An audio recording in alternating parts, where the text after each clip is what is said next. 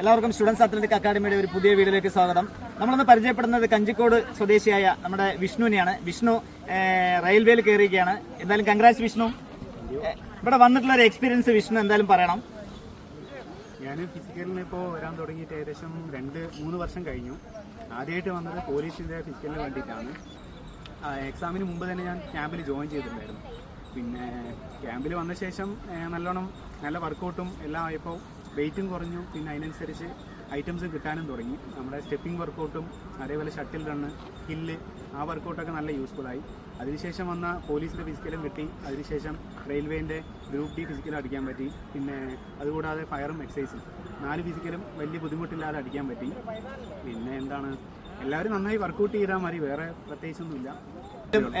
ക്യാമ്പിൽ വളരെ ബെസ്റ്റായിട്ട് ചെയ്യുന്ന ചുരുക്കം ചില ആളുകളിൽ ഒരാളാണ് വിഷ്ണു. എന്തായാലും ഫയർഫോഴ്സ് പാസ്സായി, എക്സൈസിന്റെ പാസ്സായി, റെയിൽവേസിന്റെ ഉണ്ട്.